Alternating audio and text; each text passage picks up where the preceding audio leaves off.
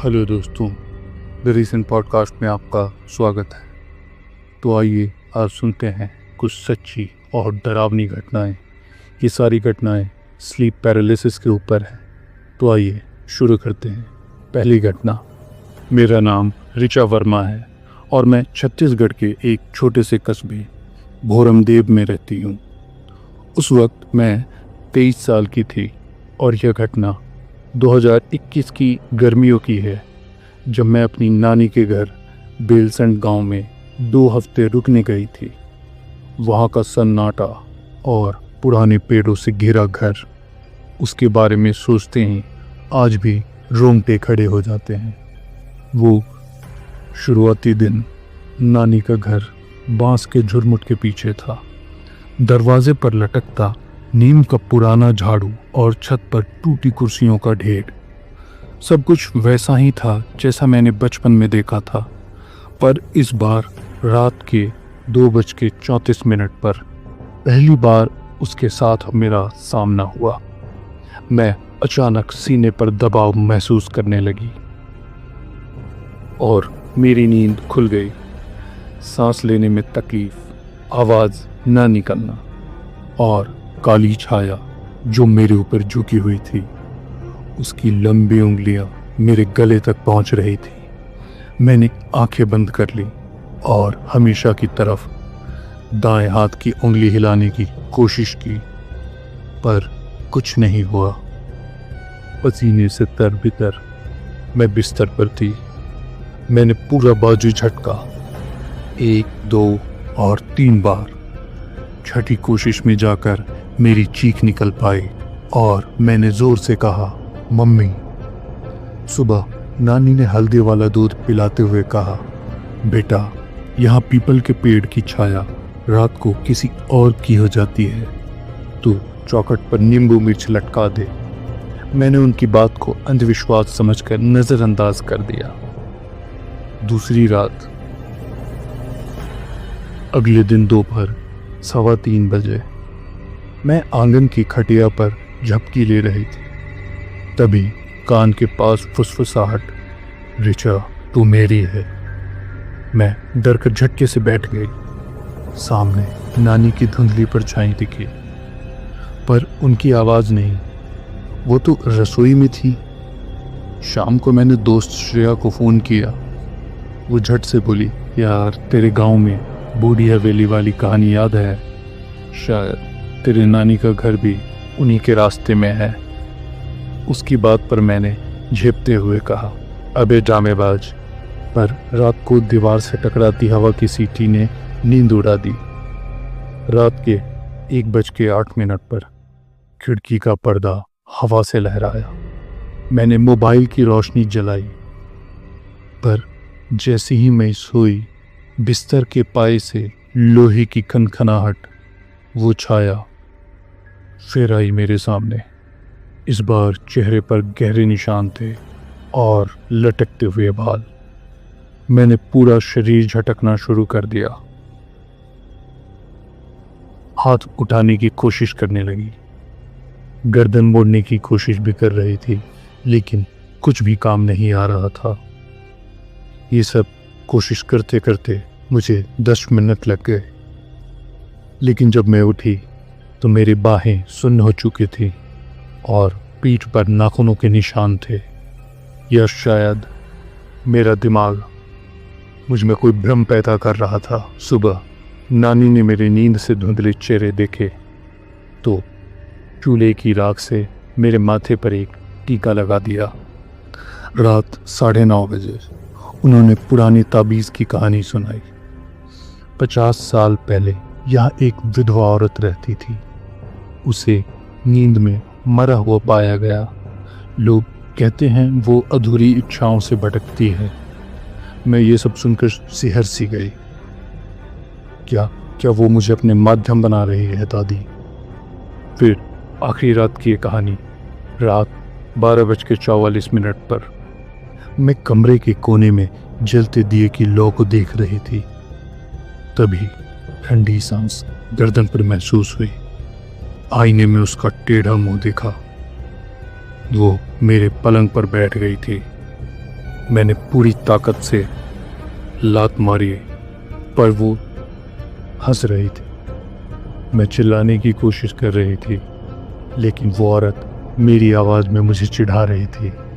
शायद इन सब का अंदेशा नानी को लग चुका था और तभी नानी दरवाजे पर आई और उन्होंने झाड़ू पटका। झाड़ू की आवाज़ सुनते ही वो औरत वहाँ से गायब हो गई। सुबह मैंने नानी के पैर छुए और गांव का पंडित बुलाया। उसने हनुमान चालीसा का पाठ करके लोहे की कील मेरे तकिए के नीचे रखवाई। उस रात के बाद वो फिर नहीं आई, पर कभी कभी नींद में खटखटाहट सुना ही देती है और मैं चौंक कर जाग जाती हूँ। लेकिन डॉक्टर का इस पर कुछ और कहना है। डॉक्टर का मानना है यह स्लीप पैरालिसिस है, पर नानी की आंखों में मैंने डर देखा। शायद कुछ रहस्य हमारी समझ से परे हैं और कभी कभी पुराने घरों की दीवारें सिर्फ पलस्तर नहीं, उनकी यादों से भी बनती हैं।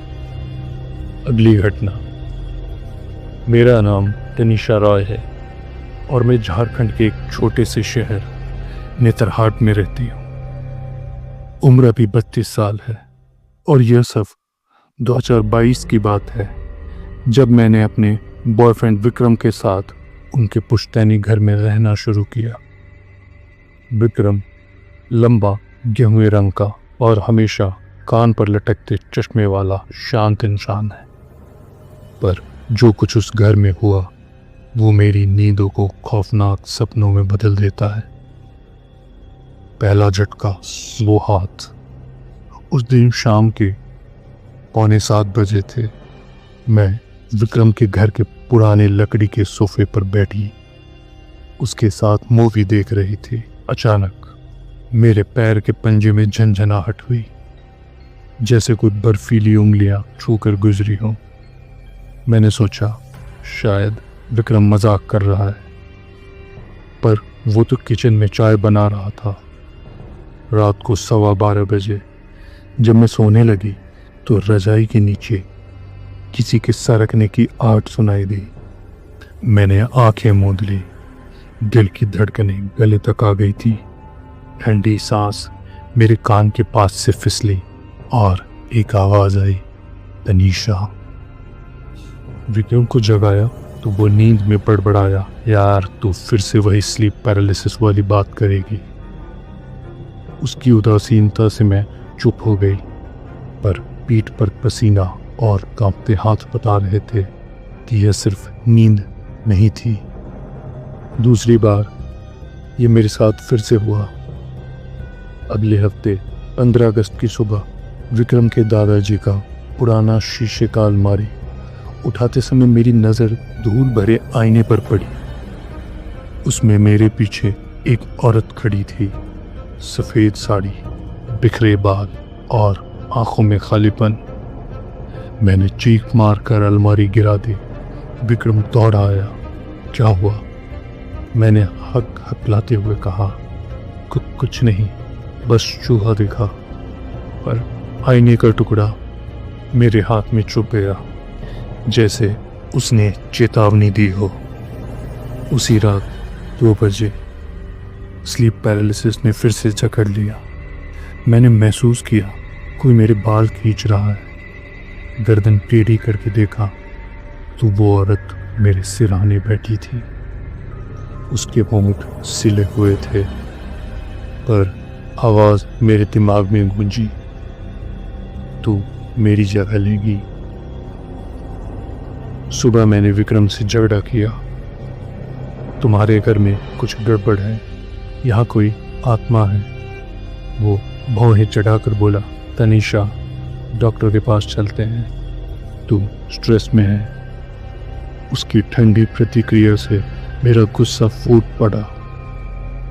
मैंने बैग पैक कर लिया और अपने घर चली गई। पर रात 11:30 बजे मेरे कमरे का पंखा अचानक रुक गया। चारों तरफ बदबू फैल गई, जैसे सड़े फूलों की हो। मैंने मोबाइल टॉर्च जलाई तो दीवार पर लिखा देखा, वापस आ जा। उसी पल विक्रम का मैसेज आया, माफ़ करना, दादी जी की पहली पत्नी की मृत्यु इसी घर में हुई थी। उन्होंने खुदकुशी की थी। मुझे रोना आ रहा था, लेकिन मैंने अपने रोने को कंट्रोल किया और वापस उस घर में फिर से पहुंच गई। विक्रम ने पहली बार गले लगाया। उसकी कमज़ोर मुस्कान में डर साफ झलक रहा था। रात 1:45 मैंने हनुमान चालीसा की किताब खोली। तभी बिस्तर के नीचे से खरोंचने की आवाज़। वो औरत अंधेरे में रेंगती हुई निकली। उसके होठों पर धागे लगे हुए थे और वो चीख रही थी, मुझे आज़ादी चाहिए। मैंने आंख मूंद कर चिल्लाया, तुम्हारी मदद कैसे करूं मैं, और तुम मेरा पीछा छोड़ दोगी? उसने मेरा हाथ पकड़ा। जलती हुई ठंडक से मेरी नसें सुन्न हो गई। अचानक विक्रम ने डोरबेल बजाई और वो लड़की गायब हो गई। अगले दिन हमने पंडित जी को बुलाया। उन्होंने घर के कोने में दबी एक पुरानी चूड़ी निकाली और वो उस औरत की थी। गंगाजल छिड़ककर और मंत्रों से उसे मुक्ति दी गई। पर पंडित जी ने चेतावनी दी, यह घर 2 आत्माओं का टकराव है। एक तो चली गई, पर दूसरी शायद तुम्हारे स्ट्रेस में छिपी हुई है। अब विक्रम मेरी हर छोटी सी हरकत पर ध्यान देता है। डॉक्टर कहते हैं यह एंजाइटी का असर है, पर जब कभी रात 3:15 बजे मेरी रज़ाई खिसकती है तो मैं जानती हूँ वो कोई और शक्ति है अभी भी मेरे डर को हवा देती है। अगली घटना। मेरा नाम वृंदा सिंह है और मैं मध्य प्रदेश के रतलाम शहर में रहती हूँ। उम्र 28 साल। और यह घटना 2023 की है, जब मेरी नींदों के साथ खेलने वाला वो शैतान फिर से लौट आया था। बात तब की है जब मैं 8-9 साल की थी। हमारे पुराने नीम के पेड़ वाले मकान में रात के 2:30 बजे पहली बार मैंने उसको महसूस किया था। वो मेरे सीने पर बैठी हुई थी, गले में जकड़न और आंखों के सामने घूमती काली छाया। माँ ने कहा था, बेटा बुरे सपने हैं। और जब मैं रोती हुई जागी तो तकिए पर गीले निशान होते, जैसे कोई आंसू टपका कर गया हो। फरवरी 2023। मैं अब शहर की भीड़ में एक छोटे से फ्लैट में रहती थी। ऑफिस का स्ट्रेस, बॉस की डांट और रिश्तों में दरारें, इन सब के बीच रात 3:15 बजे वो फिर आया। मैं बिस्तर पर जमी हुई महसूस कर रही थी, हाथ पैर सुन्न, सिर में चीखों का शोर, और इस बार उसकी सांस मेरे गाल से चिपकी थी, जैसे बर्फ का टुकड़ा गल रहा हो।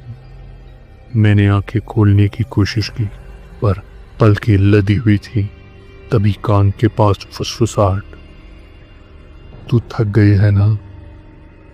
सुबह शीशे में देखा तो गर्दन पर नीले निशान थे। मैंने दोस्त अदिति को फ़ोन किया, जो हमेशा से मेकअप बैग लेकर घूमने वाली हंसमुख लड़की है। वो बोली, यार तो किसी बाबा के पास जा। मेरी दादी ने बताया था, नींद में मरने वाली आत्माएं ऐसे ही शिकार ढूंढती हैं। पर मैंने उसकी बात को हंसी में उड़ा दिया। 17 मार्च रात 1:45 बजे मैं कंबल में सिमटी टीवी देख रही थी। अचानक पंखे की चेन खनखनाई, जैसे कोई उसे झटक रहा हो। मैंने रिमोट फेंका और लाइट चालू कर दी। तभी सोफे के पीछे से एक लंबी सी परछाई निकली। कुंडली मारे बाल, टूटे नाखून और खाली आंखों वाली औरत। मैं चीख नहीं सकी, गला रुंध गया था। वो रेंगती हुई मेरे पास आई और मेरे पैर के अंगूठे को जोर से दबाया। सुबह मैं डॉक्टर के पास गई। उन्होंने कहा यह स्लीप पैरालिसिस है, एंग्जाइटी की दवाई लो।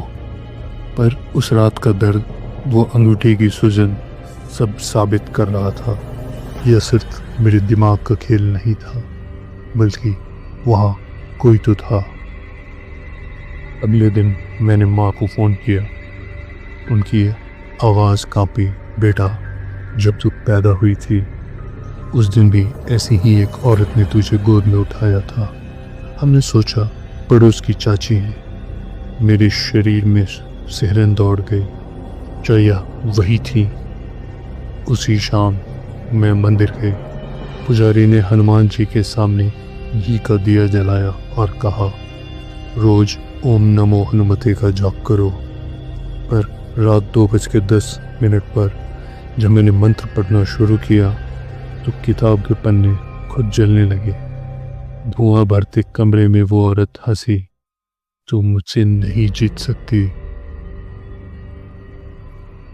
पर अगले ही दिन मैंने अदिति का सुझाव मानते हुए छत पर काला कपड़ा और लोहे की कड़ाही रखी। रात 1:45 वो आई, पर इस बार उसके पैरों में जंजीरें थीं। मैंने आवाज़ कांपते हुए पूछा, तुम कौन हो? उसने अपनी साड़ी उठाई। पैरों में गहरे घाव, जैसे किसी ने आग में जलाया हो। तभी बारिश की बूंदें छत के टिन पर गिरी। वो चीखी, मैं तुझे नहीं, उस बच्चे को चाहती हूँ जो मेरी जगह जिएगा। और बिजली की चमक में वो अचानक से गायब हो गई। मैं उस कमरे में अब नहीं सोती। डॉक्टर कहते हैं यह तनाव है। पर छत की टिन पर बारिश की आवाज़ आते ही मैं अदिति को पकड़ लेती हूँ। शायद कुछ डर नींद से बड़े होते हैं, या फिर कुछ आत्माएं सचमुच हमारे स्ट्रेस में छिपी होती हैं।